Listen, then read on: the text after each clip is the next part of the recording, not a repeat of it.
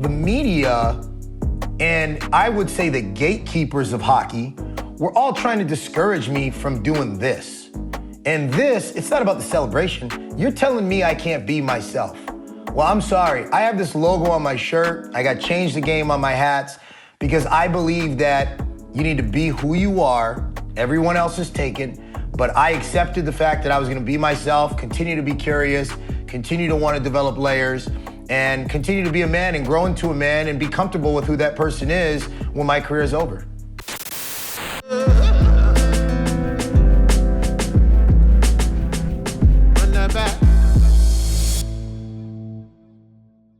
Okay, everybody, if you love hockey, I need y'all to tune in. And if y'all don't know anything about hockey, I need y'all to tune in. Clef, really, you into hockey? When did this happen? Dude, it happened like in my come up, right? Evolution, right? Back in the days when my beard was a little smaller, thinner, I was in Canada. And a friend of mine, Nade, was like, yo, you need to wear his jersey when you're going out. I'm like, what's this? PK. And I walk out and the crowd erupts. The crowd goes crazy. And I'm like, I gotta meet this guy. It's PK. And he plays hockey. And he's black. And he's one of the greatest. Then I got deep into the game. And being that, like, I am in Jersey, there's a big stadium down in North where the Devils, you know, they tear it up. I got a chance to not only go down there, but I also got a chance to work out with some of the players from the Devils. Yeah, my weight is up. What do I like about this sport? I like the fact that they're trying to change a few things.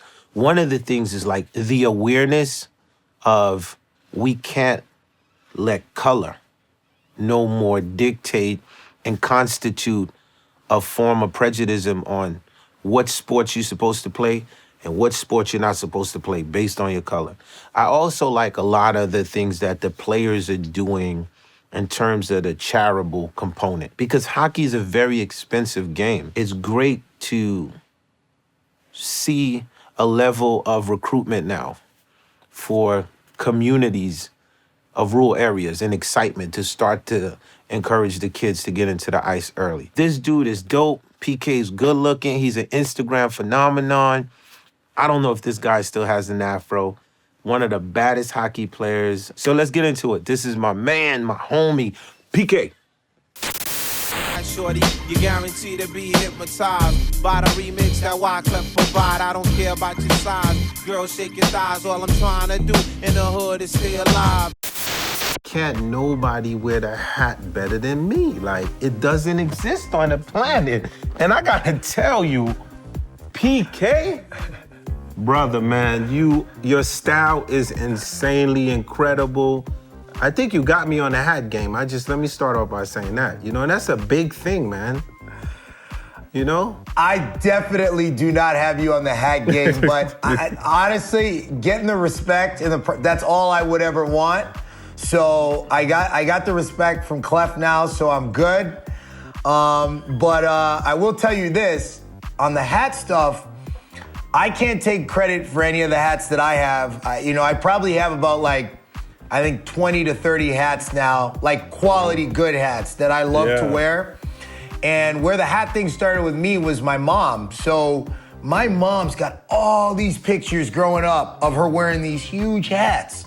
And I just started to wear them. And my mom's like, oh, PK, you like your hats? And I'm like, yeah, I love them. They're dope. And she's like, you don't even know this, but I used to wear hats all the time. And I see there was this picture that was at our old house where I grew up. Mm-hmm. We still got this house, but I moved, our parents moved there when I was like 1. So we've had this house for over 31 years now. And there's this picture of my mom, and she's got this huge hat, and it's like slanted like this, and it's massive, this huge brim on it. So I think that's where I got it from. But I mean, come on, Clef, I gotta respect my elders here, man. You've been doing this for a lot longer than me, so. Yo, but your fashion, I had to start off by saying that, man. But it's so crazy. We saw each other in Europe. And yes. I was on the stage performing, and I'm looking at you on the side. And I'm like, people don't understand the history of me and this guy. So my introduction to you was I was gonna perform in Montreal. Yes. So in performing in Montreal, I was working with the artist by the name of Nade. And Nade is like, yo. Shout out to Nade, by the way. Shout out to homie Nade. Shout out. So Nade said, yo, there's this dude, like, he's literally the best hockey player in the world, right? And she like, yo, I know you going out there, and if you rock his jersey, like, it's just like, you don't know what you're gonna be doing. And I'm like, what's his name? And she's like, PK. And PK, I throw on your jersey. I'm already home because I'm in Montreal. You feel me? Yes. So I'm in Montreal. I'm home. Yes. Dude, let me tell you, I've walked out on stage and I've heard screams before. Dude, I threw on your jersey and I walked out, and no exaggeration, no gas. The scream was so loud, I thought Michael Jackson walked out there with me. And it was the power of the jersey. So my first thing is, PK, I connect with you because when I was like 13 and 14, 15 years old, a lot of people considered me weird because I was in the hood. And they go, what are you listening to? And I'm like, I'm listening to Pink Floyd. They go, Pink Floyd, what's that? What's Pink and why they calling themselves Floyd? And I said, oh, it's brick in the wall. Another brick in the wall. You know what I'm saying? And I'm walking through the hood, they like, what you listening to? I'm like, oh, Synchronicity, The Police. Like, what you listening to? I'm listening to Bach. They would always look at me strange because they would look at my demeanor and assume because I look a certain way, my shade is a certain complexion, I speak with a certain accent, that I'm supposed to stay in my lane according to them. And my lane is the world lane, so I ain't even know what that means. So, but I gotta tell you, PK, not a lot of us brothers played hockey at the time. So when I saw you, I was amazed in two fronts, just you as a leader. And the second thing was, what's the come up? What's the start? Because you talk about your mom, you talk about the hats, right? So my love for the guitar, it started off at 9 years old, right? Like any kid who pick up something. And what was your love of the ice? Where did it all start for you? Well, that's a great question. So first of all, the first thing I always say when people ask me about my career and just playing hockey is that I had the best support system around me that I could have ever asked for. And there's a lot of kids who don't have the opportunities to have the opportunity that I had as a kid growing up because they didn't have the support system. And, I did. I had the best parents in the world that did everything to allow me to live out my dream. And the first thing that my parents did, I'll give you an example. When I was 5 years old, 6 years old, playing hockey, a kid on the ice, I remember he played for Detroit Bell Tire, had made a racial comment to me on the ice. And I came back into the room and I was crying my eyes out. And the coach calls my mom and says, PK's crying in the room. One of the kids had said something to him. So my mom comes down to the room and my mom goes, PK, what are you crying about? And I go, this kid, he called me the N-word. And my mom goes, so what? So what if he called you the N-word? So because he said something to you, you're gonna cry, you're gonna quit playing, you're gonna stop playing?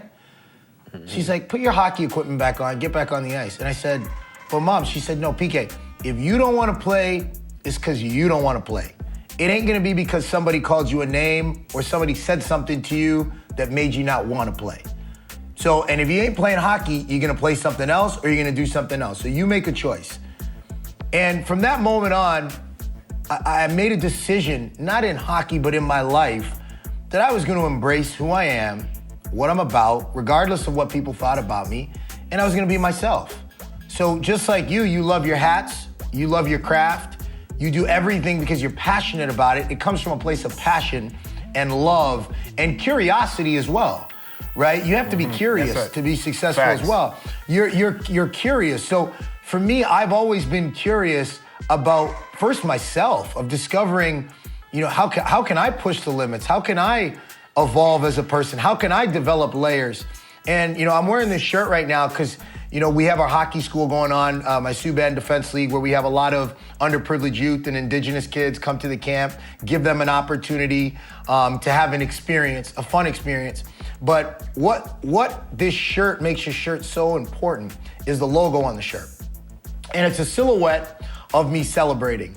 And just to wrap this up quickly, in my rookie season in Montreal, to bring this back to Montreal, the first overtime game that I'd played in a regular season was in my rookie season. We played Calgary Flames. We were down, I think it was like 4-0. We came back, tied up the game, and it went into overtime. Scott Gomez intercepted a pass, broke it up the play. I chipped it up to him. He took it down the wing, cut into the middle, drop pass. I skated around the outside, got the puck loaded up, and shot the puck underneath the crossbar over the goalie's shoulder. And as I did that, the place went nuts. It was my first ever NHL overtime regular season goal. I skated through the middle of the ice, and I did this celebration that you see me doing here. Clef, when I tell you I got hit with daggers, spears, everything, the media took this and said this guy's disrespectful to the game, he's disrespectful to the team, asking players, how did you feel about him celebrating like that? And the players were like, actually, if we don't want him to celebrate like that, we should just not let him score. You know what I mean? Like, we're not focused on him celebrating. You know what I mean? Because they got it. They're athletes. They're like, no, this he's a young kid. He's excited. He wants to play. The media, and I would say the gatekeepers of hockey, were all trying to discourage me from doing this. And this, it's not about the celebration. You're telling me I can't be myself. Well, I'm sorry. I have this logo on my shirt. I got Change the Game on my hats because I believe that you need to be who you are. Everyone else is taken. But I accepted the fact that I was going to be myself, continue to be curious, continue to want to develop layers, and continue to be a man and grow into a man and be comfortable with who that person is when my career is over. Well, I mean, that's amazing. And I'm just hearing your talk with your mom, and the strong upbringing to me is amazing. Coming from Jersey, I was born in Haiti, raised in Brooklyn, but lived the majority of my life in Jersey, like going back and forth. So when we heard that you was coming to Jersey, right? I heard the Devils was bringing PK. I was like, yo, this is my friend coming to Jersey. Y'all don't understand. This is my man. This is my friend. How was that like for you, like coming to Jersey? What was that like being traded and coming over to Jersey? Yeah, you know what? It was, the trade, first of all, was a little bit more expected. I think going into the offseason, it was expected because our team, we knew we had a certain window in Nashville to win a championship because of the team that we had. We had a really good team, but we had a lot of young players that were going to have to get paid after a couple of years. And I was already getting paid, but I wasn't one of their homegrown guys. I wasn't drafted through the organization, so it was a mutual thing. I think that we all wish that I could have stayed in Nashville and stayed with that team, but based on the financials, it just wasn't going to work out. So going into the offseason, I knew there was a chance that I was going to get traded, and I still have a very good relationship with the GM and everyone in the front office in Nashville. But when going into that offseason, knowing that I could be traded, it's a little bit nerve-wracking being like, man, where am I going to go? Like, I don't know where I'm going to go. I don't know where I'm going to end up. Where am I going to be playing next season if I'm not playing in Nashville? Yeah. And I remember this. It was my best friend, Chris O'Sullivan, and I were in LA at my old place here, and I got the phone and David Poile was calling me, and I think it was like, it might have been on draft day. It was either draft day or like the day before draft day, and we knew, I said, okay, this is it. I'm getting traded. Like, where am I going? So he tells me, and I'm like, the whole thing, he's like, PK, I just want to let you know. I'm like, David, just tell me where I'm going. just please tell me where I'm going. And he's like, you're going to New Jersey. When he said New Jersey, I almost jumped over the kitchen counter. I was so excited. Yeah. And here's the thing, I was excited about the challenge. New Jersey's got such a rich history of winning championships and winning culture and a winning organization. Fact. So that this organization is always going, if they're not right, they're going to get it right because they know how to get it right. I knew that the team was a young team and had been challenging to make the playoffs some years, in and out, but it was a young team and it was going through a transition. I had just played 3 years on a team that went to a Stanley Cup final, won a President's Trophy. You know, I was up for Norris trophies, you know, 2 all-star captains of the team. Like, I played at that level where, you know, we had chances to win a Stanley Cup. Whether it was either gonna be another chance to win a cup or a team that was rebuilding, trying to get there. And I relished that opportunity as well. So when I came to New Jersey, I'm extremely excited. Our first year was tough. And listen, I came in saying that we want to make the playoffs, but that's the attitude you got to have. We knew it was going to be tough. We know it's going to be a process. But what am I supposed to sing to an 18-year-old kid that's coming into the league, to 19, 20, 21-year-old kids? What, we're not going to make the playoffs? We just got to play 82 games? No, you got to push that. You got to see that. And I think that we're going to get there. And I think next year we're ready to take another step. So I was really excited to come to New Jersey. Very excited. Yes.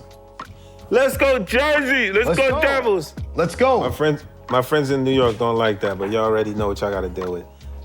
So, you know, I was like, warm up. So I'm putting on my PK headphone before you go out to a game. And I think I heard a song like this. Play the tune for me. I'm gonna show you. So if I do the warm up, everyone, this is one of, I think, PK's like warm up tunes. So everybody that's tuned in, before you work out, this might be it. Can y'all play that tune? Y'all got it? Casi ni sale, la traición no el amor. Tiene par de amistades, pero no quiere relación. Okay. Donde va sobresale, en sus ojos se ve la ilusión.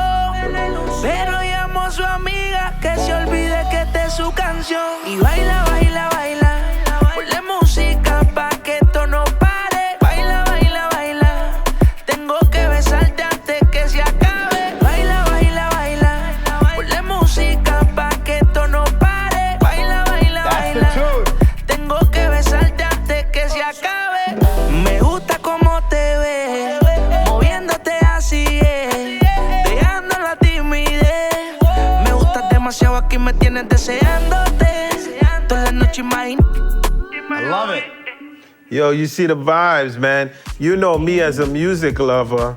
I'm like, I'm always interested to know what drives an athlete, right? Because the brain is very, like, it'd be like that extra beat that just pushes it forward, right?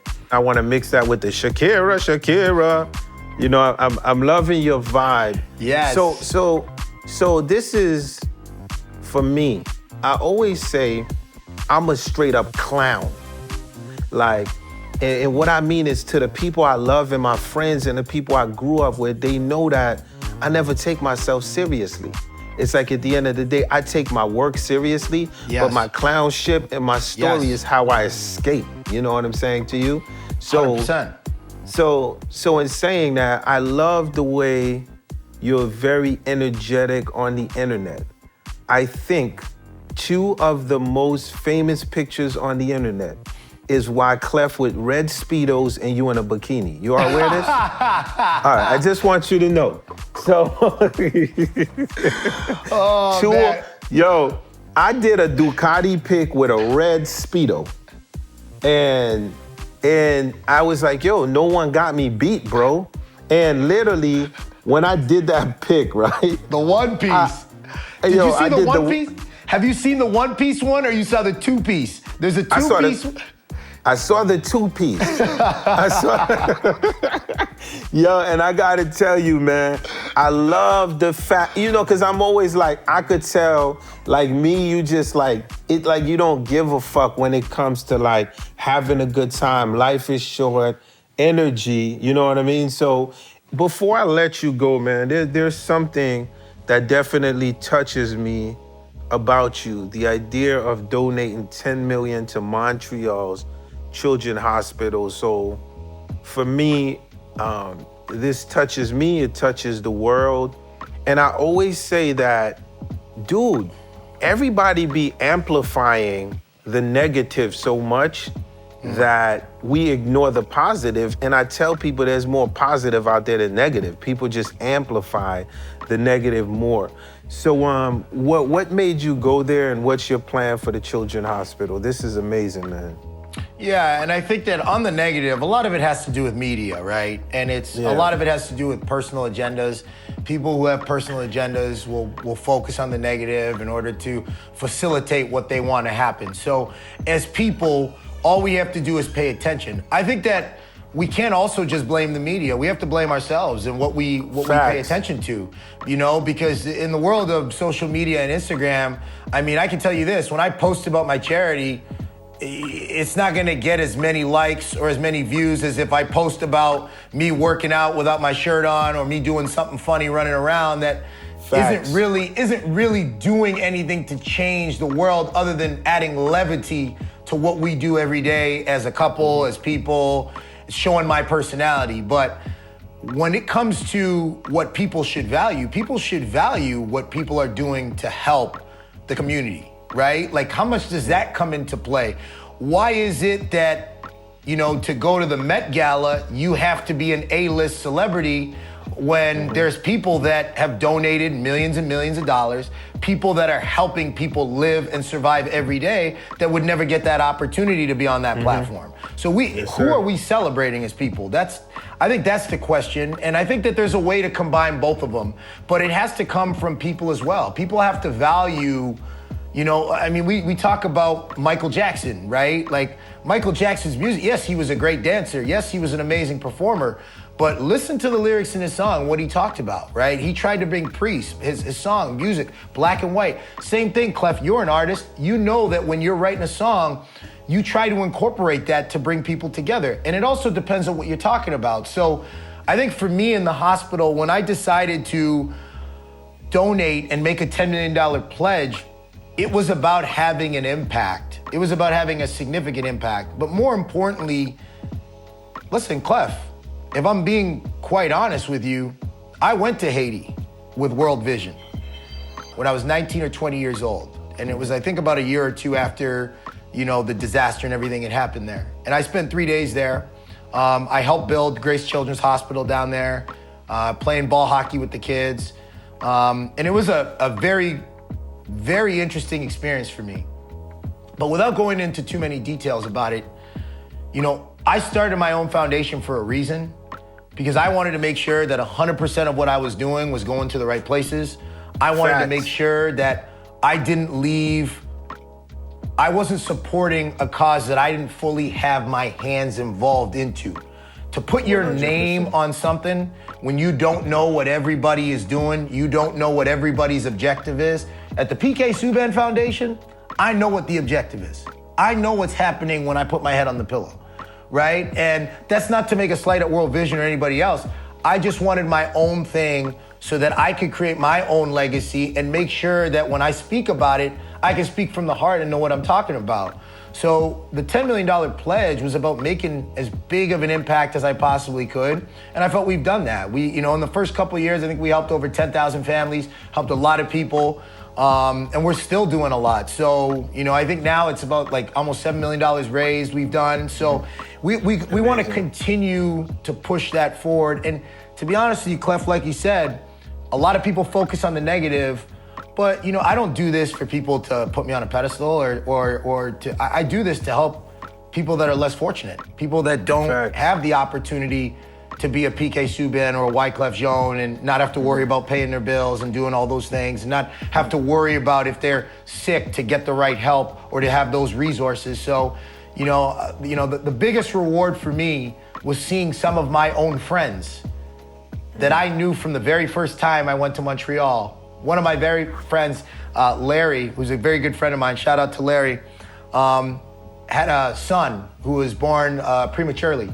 And we brought him to the hospital. We took care of him. His son's healthy now. And I've known Larry for over 12, 13 years. So, to me, to think that when I started this thing at 23 or 24 years old, to not only be able to help people, but help people that were close to me, the appreciation for it is much, much greater. Man, I'm telling you, I love you, brother. You definitely got the right vision, it's all about being hands-on first, you know? Now, for the fans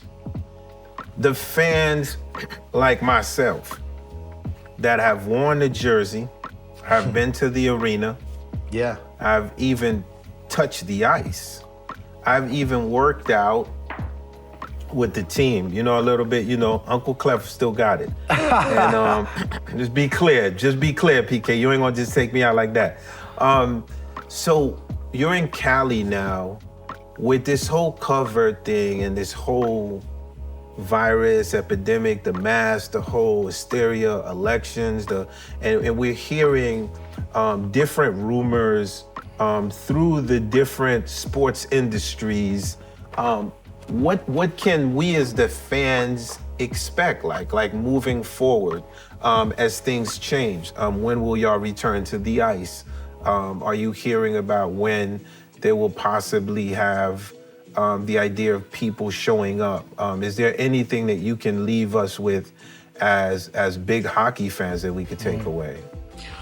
Well, the first thing I'll say is that I want to address hockey fans first as just people before they're hockey fans. So as people, the first thing that we all want to see is we definitely want to be entertained and we want to see hockey back on the ice. And there's no question. I think every sport is working towards trying to provide that entertainment for the public.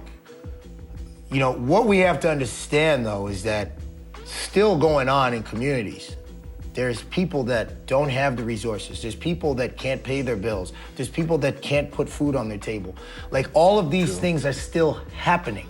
Just because I live in LA and I live in Beverly Hills and I don't see it doesn't mean it's not happening. Just because you live in New Jersey, doesn't mean it's not happening. Because you live in Mississauga or you live in Toronto or you live in Montreal and you live in a decent community and you don't see it doesn't mean it's not happening. So we have to focus on that just as much as we focus on wanting to see sports back on the ice or back on the field or back on the court.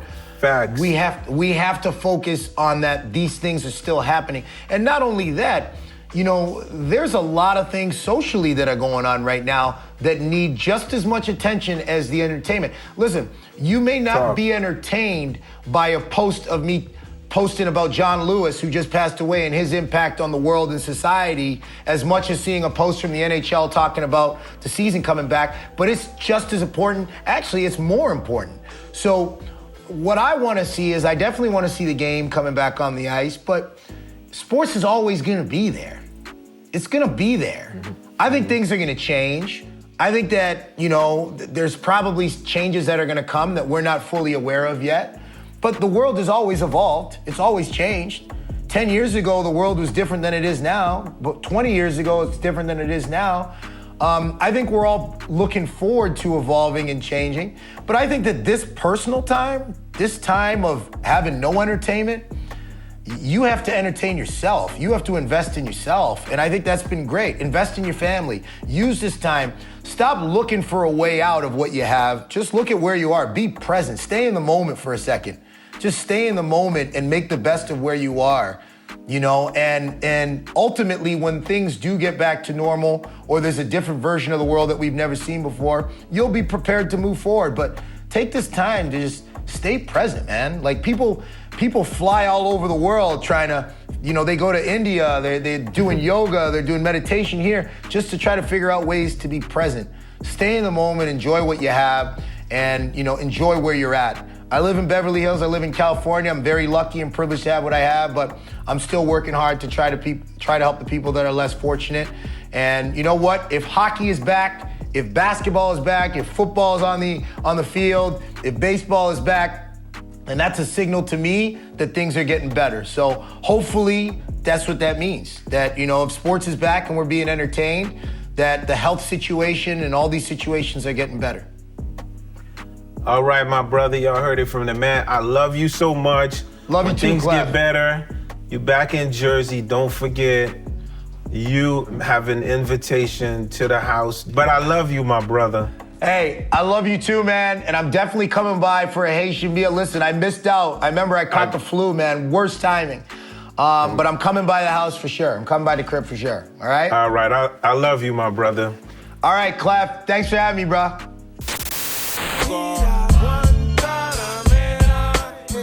Yo, I think she's eyeing me from far.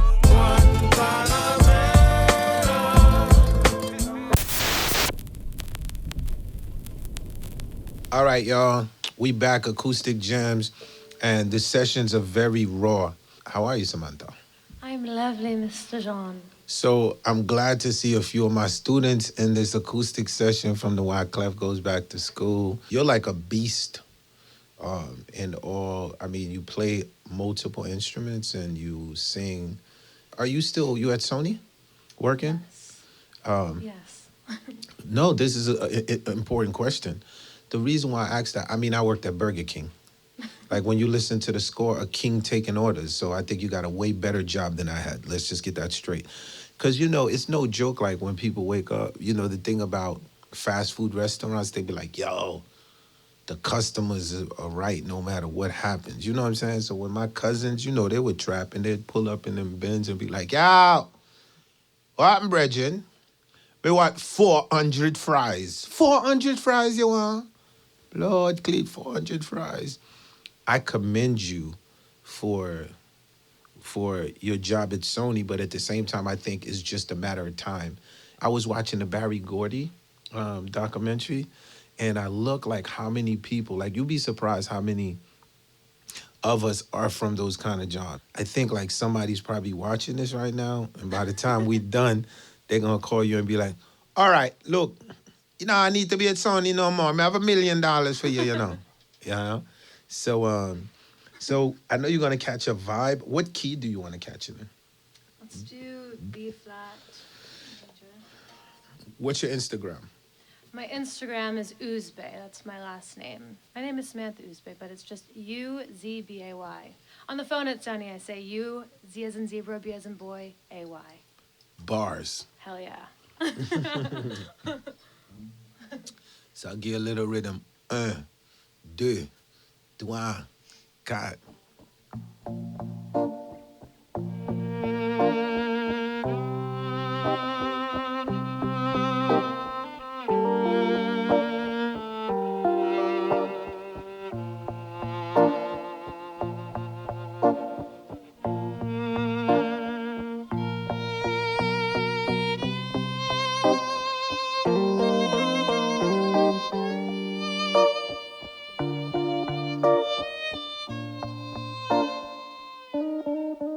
I was born by the river in a little tent.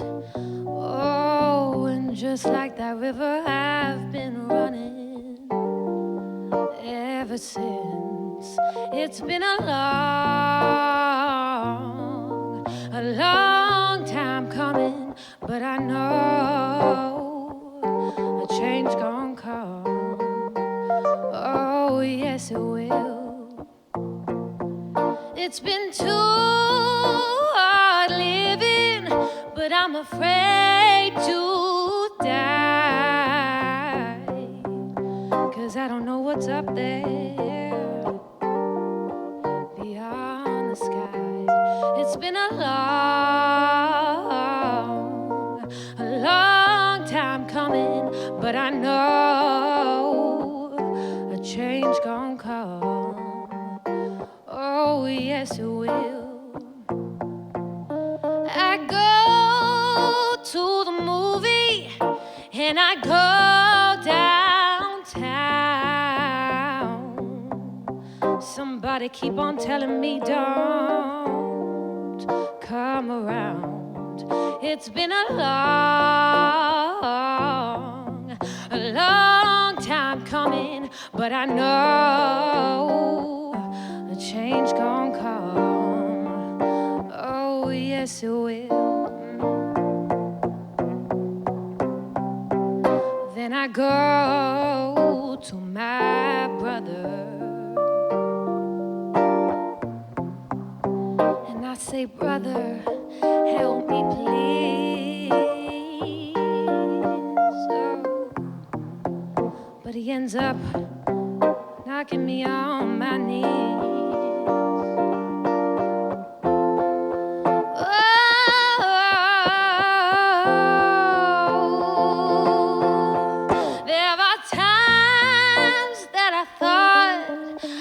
couldn't last too long, but now I'm able to carry on. It's been a long time coming, but I know a change gonna come. Oh, yes, it will.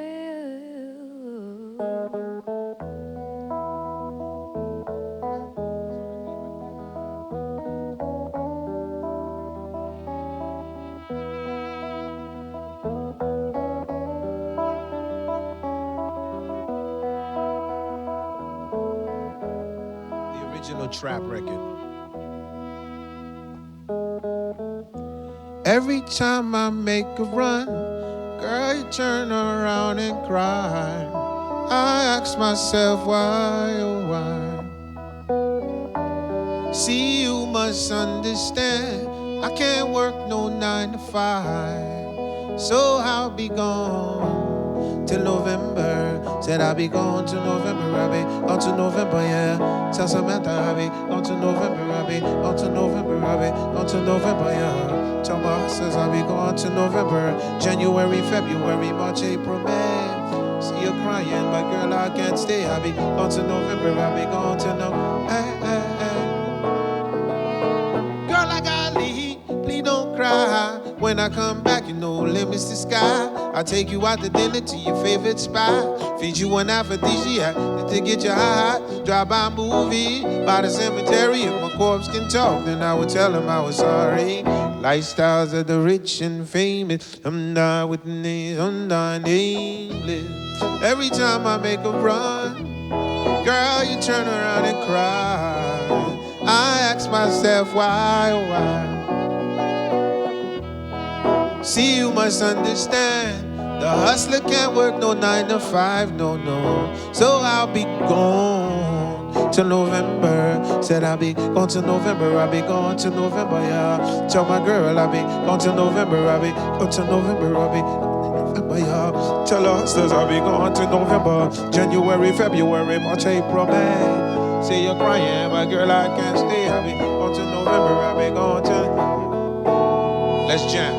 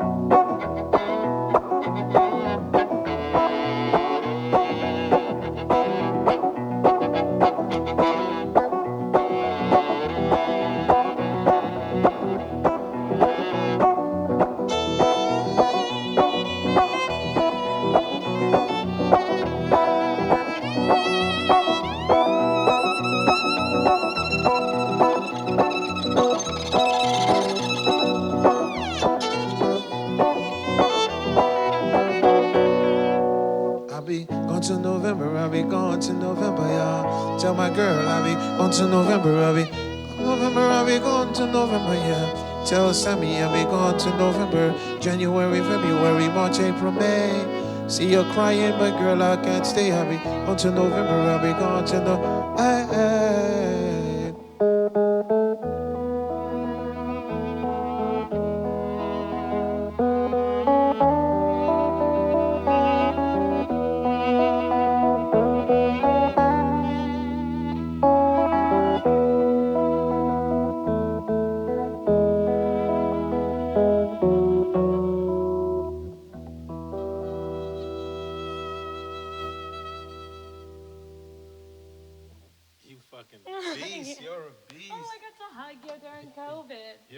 COVID test, everybody. You took your test before you got here. Don't Truly. play with the crowd. We're not playing. We're not playing. Serious. You're a beast. I learned from the best. Amazing. Where are you? Are you from America? What's your background? I'm from New York. My father's from Turkey. Okay. My mother's from Queens. Dope, dope. Both my parents from Haiti. So that's dope. Okay. Because you know why I asked that? Because there's something about the scale you're playing. Like, it takes me to a place. You feel what I'm saying to you? All right, super dope. All right, somebody get this woman $1 million contract. I'm out. Oh, thank you.